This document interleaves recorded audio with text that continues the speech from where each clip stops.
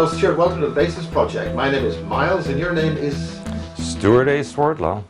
And what brings you to the United Kingdom? It was an airplane, My but God. I am here to do seminars and consultations and interviews. Now, for those who don't know who you are, what's your basic background? Well, in order Montauk Project, for instance. Montauk Project, yes, exactly. But because I was in Montauk Project, I have to give a background of my family. My great uncle Yakov Sverdlov was the first president of the Soviet Union. His son Alexei, who was my cousin, started KGB. My grandmother Maya Sverdlov was a Soviet spy during World War II. And another great uncle of mine, Benjamin Sverdlov, started mind control and programming in the Soviet Union in the 1930s. So in effect, it was one of the earliest mind control programs in the world.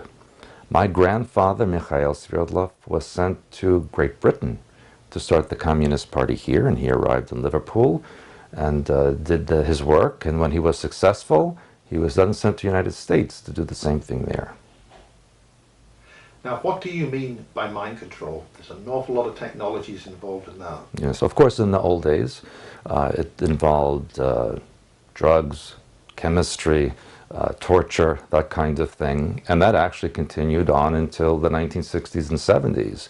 But once we get into the late 80s, early 90s, mind control was developed through satellite transmission so that you didn't have to be taken to a specific location to be programmed. You could be programmed eating lunch or sleeping or going about your daily business. Similar to the film They Live. Similar to that, yes. So can you describe the techniques involved in these types of mind control? Yes, and it was actually pre-Montauk project. Montauk was actually 1970 to 1983. But we have to thank the Germans during World War II for developing procedures that fractured the mind pattern of a human being through torture. They developed what is called psychic driving, where you bring a person to extremes, several hours or days of extreme cold and then extreme heat. You can give them starvation for several days and you overfeed them, make them sleep for days and then keep them awake. Fracture. The mind doesn't know what to expect. And then this was developed further by Dr. Ewan Cameron, who, after the war, brought the Nazi techniques to Canada, actually, in the late 1940s. Who is this guy you've just mentioned? He's Dr. Ewan Cameron was a Scottish scientist who was very interested in this kind of work. And after the war, as people know now, in the US it was Project Paperclip, where they would bring valuable Nazi scientists, doctors, etc., to the United States, Canada, UK, even to the Soviet Union, where they would continue their experiments and they were saved from the Nuremberg trials, etc. And Dr. Ewan Cameron got the German information and he started clinics in Montreal, in Ottawa, and Toronto, and he enveloped or enhanced the psychic driving. He started out in mental institutions where he would have the subjects in a room where they would have a split board between their eyes. One side would see a flower blooming, another side would see an animal being ripped apart.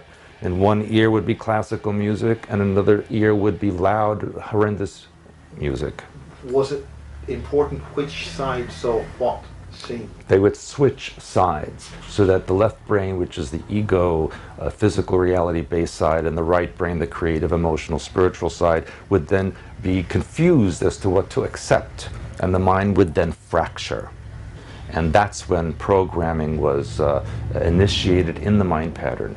They knew through the German experimentation that the most you could fracture a mind would create a geometric shape in the mind of a cube of 13 by 13 by 13, and that would lead to 2,197 compartments that could be programmed into subpersonalities, full personalities, specific functions, constructs, etc.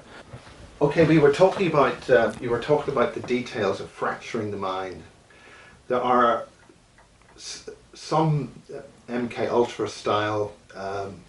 Again, correct me if I'm wrong if I use a wrong phrase, where the in this country there's a great deal of child abuse involved, and there is a huge scandal involving children's homes, and the key of Solomon has been mentioned in terms of fracturing the child's mind using an energetic shock of the young child's energies into the psyche and breaking the mind that way.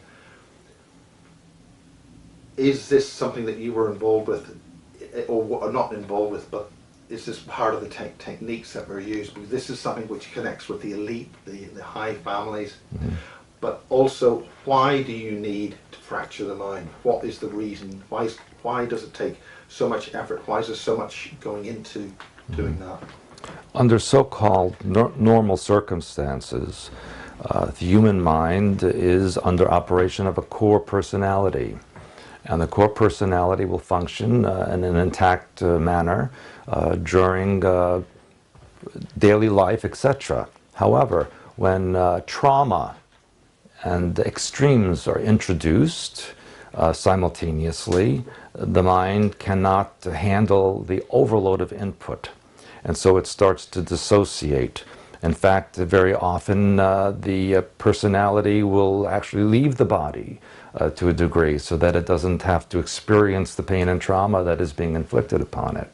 And so the mind then starts to compartmentalize, so that a portion of the mind will handle what's being done, while another portion of the mind is distracting the consciousness or the personality from the trauma. And if this is done repetitively, then both the distraction and the awareness start to fracture because they can't handle the overload.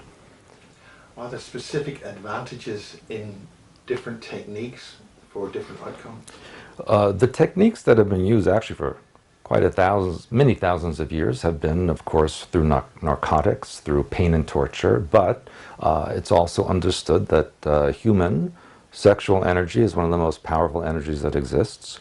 And so if they use that as the manner of torture and pain, then the mind opens up in incredible ways. What do you mean by incredible? Well, for example, the process of orgasmic release, the mind opens up. It is orgasmic energy is actually the replication of when the God mind released to create all of reality. So that's why humans are compelled to replicate this over and over again. It's a replication of the God mind creation energy. So by gaining access to that, are you saying that we could then engineer reality? Correct. And I always use the analogy that thoughts are film, the brain is the projector, and physical reality is the screen. And so if you don't like the movie that's playing, you change the film, which is the way you think. However, the film can be replaced artificially through this programming process. And that's what the Illuminati powers that be do in order to download certain softwares into the mind so that certain functions via triggers are accessible. Could you explain those terms? Well, there is a difference between programming and mind control, and I know a lot of people use them synonymously. Programming is the actual software that's installed with the foundations of all the functions and alters. Mind control is the operation of that programming. And that is also different than brainwashing. Brainwashing happens every day. Your parents can brainwash you, school, politics, religion especially, and that's just telling you something over and over again till you believe it. But the programming and mind control is an embedded pattern that actually hooks onto your foundational mind patterns and is an overlay. And so you think that it's your own thought when actually it's been artificially introduced. What's the agenda behind those? The agenda behind all of this is to create a society that is robotical, very similar to what you see on the Borg in Star Trek. You know, you report to a computer system, you don't question anything, you don't deviate from your functions, you do what you're told, and there is no independent thinking to do otherwise. The part that is important is that to the Illuminati This is a form of their society. This is their culture. And they do this to ensure that the culture does not deviate from its agenda through eons of time. Many observers would say that normal humans have inventive creativity. They have art. They have a whole pile of new things in their minds. It would infer that by some other group of people demanding a hive mind or a Borg mind or a cyborg mind or something that is totally controlled, that they are maybe different to other people here. You know, everybody has the same potential. And as far as a hive mind is concerned, yes, that is exactly what they would like. A ruler, the queen bee or whoever it happens to be, sends out or transmits a signal to the worker bees, the slaves, who carry out that signal or order. And that is what the Illuminati wish. Remember, we're on a planet of over 7.5 billion people. The Illuminati, Committee of 300, all the control systems, if you add them up, it's only a few 100,000 people. And that might sound like a lot, but in comparison to billions, it's minute. And so armies and weapons are not enough. The population could overwhelm that small minority. And so the most logical thing that they can do is mind control the population. Okay, Stjuart, you're talking about the intricacies of the many different types of mind control. What I want to look at is your role in this. And you mentioned the intelligence services and the Russians, but there's also a Prussian influence on our education to make all our children into very obedient people who don't have inventive creativity and imagination. Dangerous imagination, some commentators have described this. What ultimately is the purpose of all this, and where is it taking us? Purpose of all of this mind control is to create a civilization that is obedient to the rules and regulations, that pays attention to the news media, the politicians, the religious leaders, and the school teachers, so that it's like Simon sees, Simon says, Simon does. And so when they say something, you do it, no questions asked, a complete and total obedience. And this will ensure the continuation of the society that they want. Now, the leaders of our world, and I know that will be strange to many people who aren't familiar with the information, have a descendancy from the reptilians who colonized Lemuria, then created the civilization in Sumeria, became the Chaldeans, the Mesopotamians, the Babylonians, and Khazars, and so on, until they went into Western Europe and everywhere else in the world. And they reported in those days to their reptilian leaders. However, since the last 100 or so years, there has been a decision within the leadership of the Illuminati to create their own empire with the Earth as its headquarters, to create and access technology both from here and elsewhere, so that they can create a new galactic empire with themselves as the head and the Earth as the headquarters, and fan out into the known universe and other universes. And that is the ultimate goal of the Illuminati. That's why they have created the particle beam accelerators at CERN and Fermi Labs, and building a third one soon in Japan, which is actually surprising to me. And of course, the cover story for these things is that they're looking for the God particle. But everything is a God particle. Everything that exists is a God particle. That's just a cover story. They're trying to collapse other parallel universes into this one, where the Illuminati and the control systems have been successful in their agenda. And so we are seeing a lot of anomalies in time and space because of this. But I will say that whether you consider it fortunate or not, there's yet another group which is based in the Kuiper Belt, which considers the Earth to be the Iraq of the galaxy and needs to be liberated, whether we like it or not. And they are sabotaging this, not because they're love, light, and peace, and not because they like humanity, but because they consider it to be a threat to them. So there's a lot of factions within factions within factions that are out there. It's a very complicated situation, and humanity is caught in the middle of all of it. Go into detail. That's a great opening paragraph. Well, a few years ago, maybe 10 years ago, NASA reported strange objects in the Kuiper Belt. And the Kuiper Belt is a region of space that surrounds our solar system, kind of like an envelope of small little objects and energies. And they would report one day, 2 days later another one, and it started to become very suspicious. And then they stopped reporting on this. Then we saw these objects coming out of the sun, these huge objects that were even reported by NASA, and they would make their way towards the Kuiper Belt. This was also very suspicious to the news media and to the public. And so in order to distract from that, they decided to say that Pluto is also a Kuiper Belt object, and therefore there's nothing to be concerned about because we've seen this all along. And then they declassified Pluto. It's no longer a planet. Then it became a mini planet, and it became a Kuiper Belt object. And to this day, we don't know what they consider Pluto to be anymore. But these objects, these vehicles, are amassing in the solar system, and they are sabotaging the Illuminati and CERN and all the other projects that the Illuminati have. You may recall a few years ago that NASA sent 2 vehicles to the moon, and they were going to bomb the moon. The idea was to see if there was water that would come up from the moon. Well, the moon is an artificial object to begin with.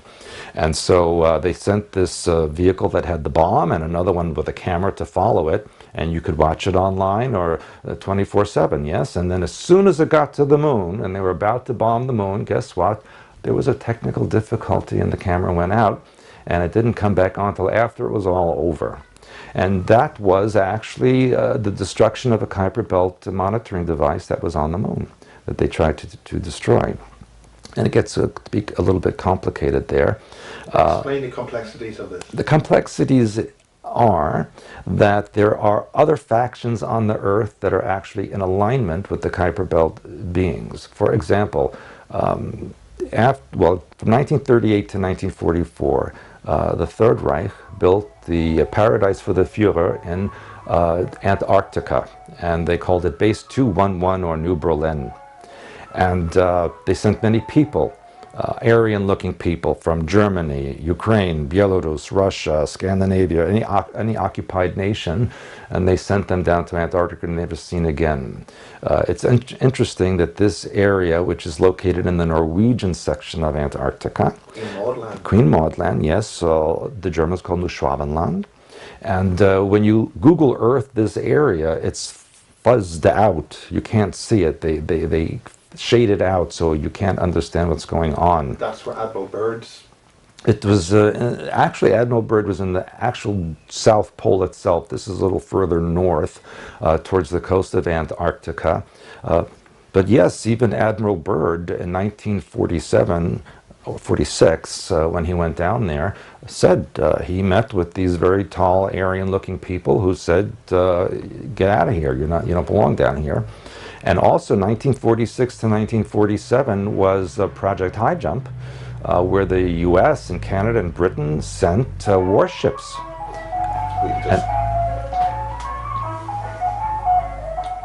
Sabotage. I wonder if that's secret code. Yes, it is. Don't hold back when you mention certain groups. If you wish to say them. Yeah. So they sent this project down there it's for a war purpose, and over 50 American military people were killed. They could not fight against whatever technology was down there, and then they returned after 8 or 9 months. Now I went to Antarctica in 2010, and I visited several bases from Argentina, Chile, Ukraine, British base down there. And what was interesting on the British base, there was this big plaque outside the base that said it was built to monitor the enemy. So I said, what enemies? Or perhaps there are penguin terrorists or walruses that are, a danger to society. But of course, Pelicans, perhaps. Well, there was actually more penguins and seals. Actually, walruses are at the North Pole. So that was an interesting observation to see there. I visited the Ukrainian base and asked for a tour, and they showed me the bathrooms and the bedrooms and their this most southern bar on the Earth, but they would not show me any of the technological equipment they had. Italians lost a base down there, Concordia base. Yes, from what I understand, there's still no French or Italian base anymore. And the Russian base in Lake Vostok, as you know, had very mysterious anomalies where there was radiation and ELF rising up from underneath the frozen lake. And in fact, Lake Vostok, underneath the ice, went up 65 degrees anomalously. A couple of years ago, the Russians were drilling to see what was down there. And then it was reported even on CNN and BBC that the team disappeared. The Russian team was gone, and there was no communication or contact. But if you went on Russian news, you found out that, yes, indeed, after several days they were in communication, and they reported that underneath the ice they found a gigantic swastika flag under the ice. And so, to get back to the first part of what I was saying, the Fourth Reich is in league with these beings in the Kuiper Belt to create disruptment and sabotage to the Illuminati plans. Again, not for the purpose of uplifting and helping humanity, but for their own agenda of control and manipulation. And so it's my understanding that once they are successful in the elimination of the Illuminati, the Kuiper Belt beings will allow the Fourth Reich to administer the Earth for them and incorporate it into a different galactic network. Back in the late 1960s, the US government was in contact with a certain alien group who called themselves the Network. They claimed that they were a group of 17,000 planets, both in this galaxy and the nearby Andromeda galaxy, and that their leaders were not even from this physical universe. They were from another universe. And they were asked why were they here, and their answer was that our planet is in their jurisdiction, in their territory, and so they have every right to be here to monitor what we're doing and what's going on. Sounds like the Federation in Star Trek. Yes, except there's no prime directive. They are basically here to control and manipulate.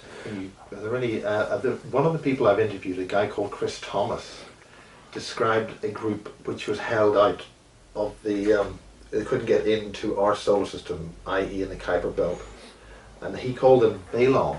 And they had some individuals here that were working to get that in, and the various accelerators, as you mentioned earlier, was a way of breaking down the solar system's natural defenses so they could get in. Right. But there's only, I think, 2 places they could do that, the sun and, well, anyway, I don't want to go into details. Well, actually, and I talk about this in my simultaneous existence seminar, a black hole in one universe is an entry point. It's an entry of a vortex, which the exit point is a star. So all stars, including our sun, are exit points of black holes in alternate universes or parallel universes. And vice versa, black holes in our universe will go into stars in other universes, and that is the natural vortex.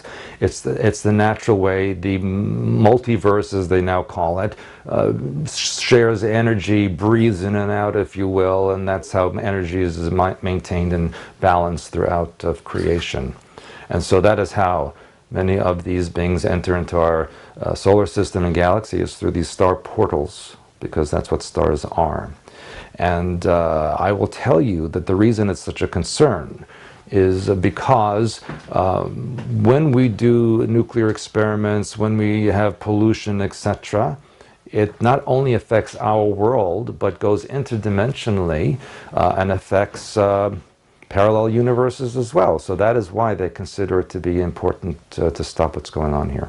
That fits with what I was told yesterday by Peter Pageant, how that the Bentwaters incident here, all the nuclear weapons were neutralized, And the same thing happened in the Russian weapons system at the same time because of this effect that these nuclear. But you see, the misconception is by New Agers and certain researchers is that because these aliens are stopping these nuclear weapons, they're trying to help the Earth. And that's not the reason. They're trying to protect themselves from what we may gain. Now, I have to also say that there are civilizations or groups that don't care about that, that they are in league with certain governments on this planet in order to make a totalitarian dictatorship. When people talk about an alien agenda, there are many alien agendas. It depends on the groups. They don't work all together. In fact, very few of them work together. And so we have agendas that are for control and manipulation. Some are for colonization. Some are for using humans for experiments or to be placed in zoos. Some you want humans for food. You see, so there's many different agendas, and that's why it's so complicated. What can we do to find out about this? What can we positively do to educate ourselves about it? To educate humanity is a task, because quite frankly, most people on this planet are so involved in their daily lives, paying their mortgages, keeping their jobs, having food, etc. Most people don't care what's going on outside their front door. Most people don't care who their leaders are as long as they have their cigarettes and their beer and everything else that they want to entertain themselves with. And that's the sad part about humanity. And so in the work that I do is I tell people what I know. They can accept it or reject it. That's their business. But at least I know that I'm telling them the truth and they can do with it what they want. I feel an obligation to do this because, number one, of my family background. You know, my great uncle Stjuart Swerdlow killed over 1 million people in the Soviet Union. And my other uncle created the mind control that affected millions and millions, tens of millions. And so I feel an obligation to do something about this. I myself, at the Montauk Project, was involved in experimentations and projects that were not helpful to other people. So when I was being deprogrammed and developed deprogramming techniques for myself and that I teach others, I felt a need to share this so that people will not go through what I went through. I don't want my children and my grandchildren to go through that. Could you go into the Montauk Project? We've heard of Cameron and Duncan Cameron and all these people. Yes, yes, and it was, people think of Montauk Project only about time travel, but that was not the original purpose of it. Montauk Project initially was about mind control and programming, genetic manipulation, esoteric weaponry, weather manipulation, and then it went into alien and even Atlantean technology, and then going into time travel and deep space travel. So it was many, many different projects under one umbrella. And the time travel was actually towards the end of the whole thing. That's where we have this link about the stuff that we know in the public domain is there's a big radar antenna, a SAGE radar antenna. Yes, it's yes. an abandoned base. There is, it was located near some kind of pyramid energy stuff. Montauk Base actually was built, or they started building it in 1799. George Washington created a lighthouse and a small underground area for supplies to protect the continental United States in case of British invasion. And of course, then over the decades and centuries, it was expanded and expanded. And then they finally, at one point in the 20th century, broke into an area that looked like the top of a pyramid. Now, if you look at pictures of the beaches of Montauk from the early 1900s, you will see people standing and taking photographs next to these looks like the top of a pyramid. And of course, everyone thought that the Indians in the area built it a long time ago. And then in the Great Hurricane of 1938, the rest of these pyramids tops were buried in the sand, and you still don't see them anymore. But during World War II... You mentioned plural. How many pyramids? There were about 2 or 3 that were sticking up, even as late as the early 1900s, and then by the 1938 they were buried up already. George Washington, being a good old mason, You must have selected that area because you knew something about it. Well, interestingly, the Montauk Indians call their leader Pharaoh, just like the ancient Egyptians. And in fact, in parts of Long Island and other places in North America, there are ancient Egyptian artifacts which indicate that they were there thousands of years before everybody else thinks anyone came. This is the pre-disaster, pre-high civilization that existed here that was built all that stuff, or who built it? Well, the pyramid that they broke into as they were expanding the base, they determined was Atlantean. And actually, Montauk Point is the top of a mountain range or an archipelago that extends into the Atlantic Ocean and leads towards what Atlantis was or where it was. And they did find technology inside this pyramid and incorporated that into the base at Montauk. And there were 9 levels of base underneath the ground.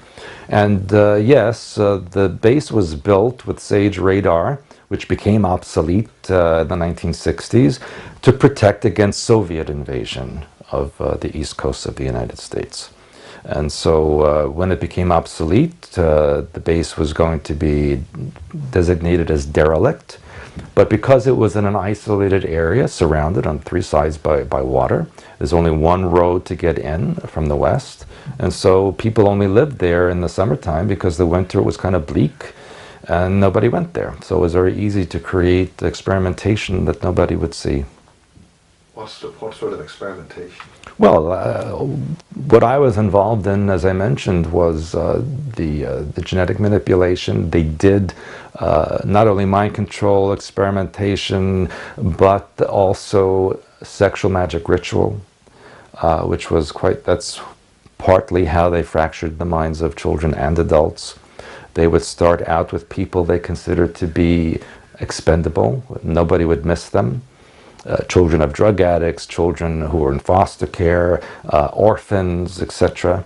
And then they found out through the German experiments, or I should say the scientists that were brought from the Nazi experimentation, that a certain type of genetics was usable, or more usable, desirable, for the input of mind control. What type of genetics? Those that were considered to be Celtic, Germanic, and even Slavic. Basically, those who had lighter hair, lighter eyes, have an enzyme configuration in their genetics that enables the downloading of programming software to a greater extent. People who had darker eyes, darker hair, darker skin did not have that capability and were considered to be more uncontrollable. And that's why you see the Illuminati trying to eliminate native peoples in Africa, South America, Asia, those who are considered undesirable, until they came up with a very bright idea in the late 70s that they could try to manipulate that as well. And so Michael Jackson actually was a prototype of taking a darker skinned person, changing their characteristics so that they could be more downloadable. And that's why over the decades, he went from being black to white, male to female, human to alien. He didn't know what he was. What do you mean changing? What were they doing? Well, they were programming him to change his features and characteristics so that he would be more conducive to programming, and then they could use that function, or I should say that recipe, to extrapolate that into other populations that were considered unprogrammable. But unfortunately for him, he became overloaded, and that is a problem with the programming, because when they get something that's really usable, they really use it, and they put in as much as they possibly can until it overloads, just like if you put too much software in a computer, it shuts down. And he shut down, and he needed drugs and medications in order to function, and then he became a liability. And when a programming icon becomes a liability, they eliminate them. John Lennon as well? John Lennon, many people, Michael Jackson, there have been so many over the years. But why do they use a public icon like that? Are they trying to somehow transmit this to the general public? Yes, when they take what we call a programming icon that have very specific softwares running, and they put them before a camera, or they have music that's on the radio or in a movie, what have you, those who are programmed to follow that icon will do the same. They will do the same functions. Look at what happened when Britney Spears shaved her head. Next day, thousands of people around the world shaved their head. They didn't know why, but they did it because their icon did it, so they had to do it. So it was a very successful program. Yeah, but you know, what they did was, in Montauk, when they would torture a child or an adult, whatever they were using at that time, the room was surrounded by devices that absorbed the energy. What they learned is when a child especially, because children have this greater energy of fear when they're traumatized, and if they execute a child at that moment of heightened fear, the pineal gland produces a drug called adrenochrome. And if they extract that adrenochrome, it becomes a very powerful chemical that can be used for programming and for sexual magic ritual or any other ritual that the Illuminati want to participate in. Also, the energy or the components of the atomic structure of this adrenochrome can be downloaded into a software that can be then enhanced, boosted, transmitted to satellites, and then radiated down through scalar waves to a particular person, place, or thing, or to genetic groups, or to entire countries. And that's how they also are able to enhance their control systems.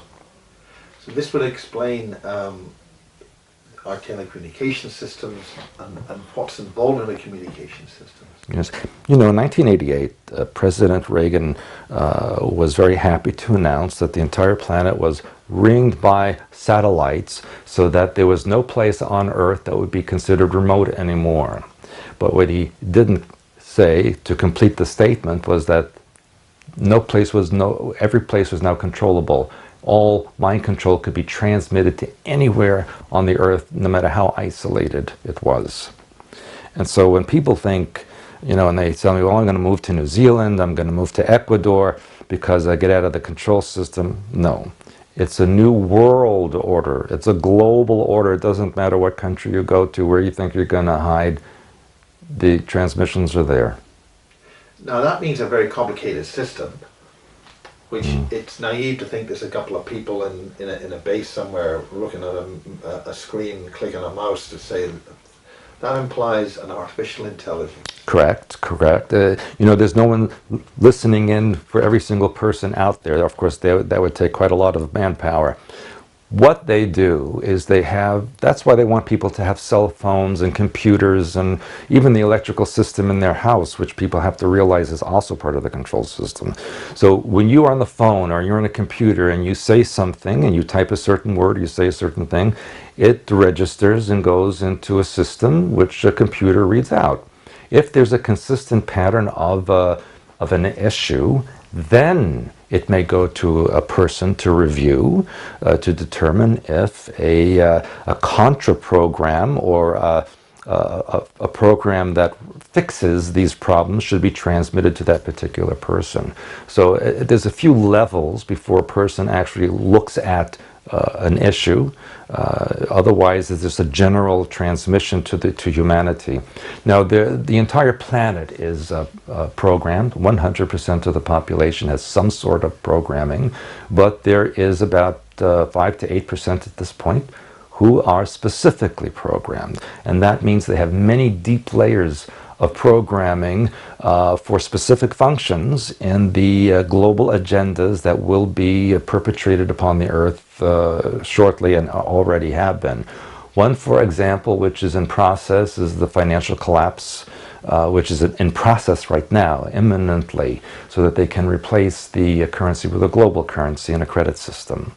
The next big thing will be the staged alien invasion, where they will have you believe through Blue Beam Project that the Earth is being attacked from elsewhere. President Reagan announced this also in the 1980s that this may happen. What do you call Blue Beam? There's many different types of Blue Beam. Well, generally, Blue Beam Project is satellite transmissions through the ionosphere that show a holographic image of an object, a phase, religious figure, whatever they're going to show, so that people think something is happening in the sky. A lot of the vehicles that are seen these days are actually blue beam holographic projections. Now, this is not actually holographic technology, it's some other kind of technology which is feelable and Now it is. Now it is. They tested this actually in 1962 in Havana Harbor. That's how old the technology is. Actually, it's based on alien technology. And U.S. submarine surfaced not far from Havana Harbor and projected an image of the Virgin Mary over Havana Harbor so that the communistic society would become religious again and get rid of their leaders. That was just a test. Now you're correct. Blue beam is so sophisticated, they can project a holographic image that can actually be picked up on radar, produce a sound, and you would even be able to touch it.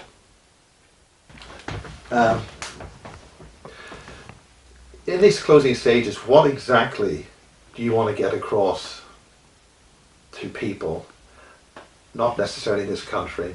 What's your bottom line on the mind control and other, I mean, you're helping to deprogram people. What's the beef there? It's not just for any one country. I try, my hope is all people will at least look. You're in England now, but... Yes, it's here in England. Well, it's one of the centers of mind control, isn't it? You have Tavistock here and other locations.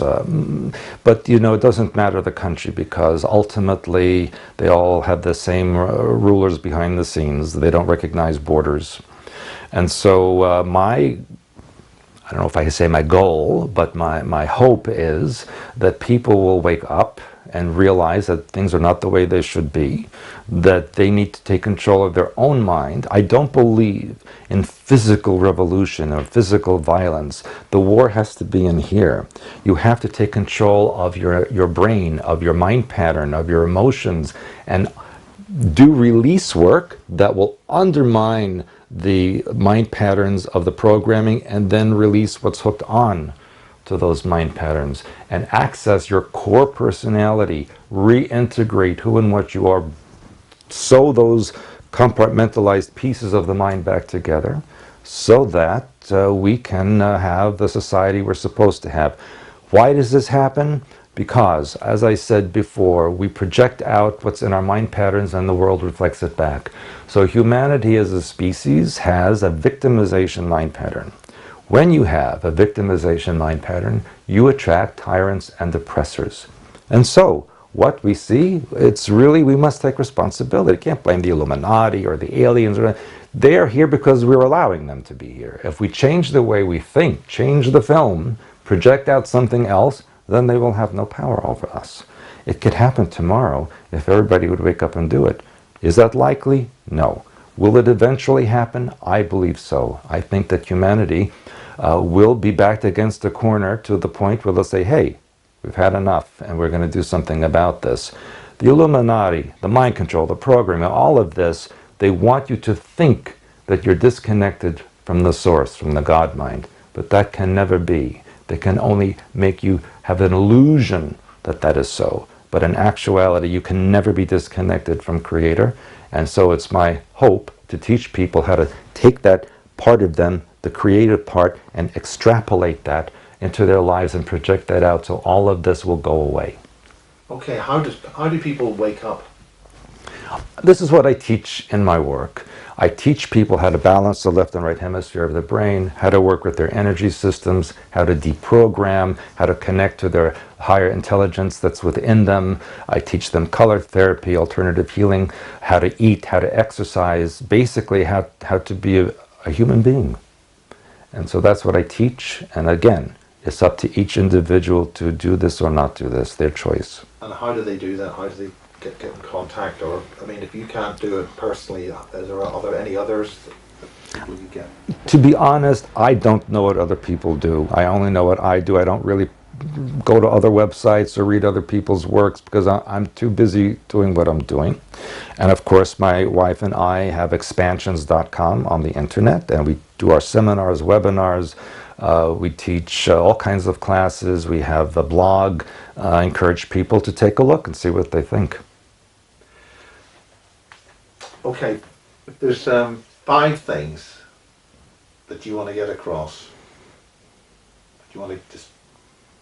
5 things to get across. Well, Or we could make it around half dozen if you want. well, Or just one thing. you know, and they're not in any order of importance. It's just what comes to mind. And that the first thing is that, and I tell this in all my classes, that there's nothing to fear. You are always loved. You can do nothing wrong. And when I say that, it's not that you should murder people. It's that whatever does happen, there's a reason for it and a lesson to learn from it. And that you must take control of your own mind so no one else takes control of your mind. And research who and what you are. What are your origins? Where did your family come from?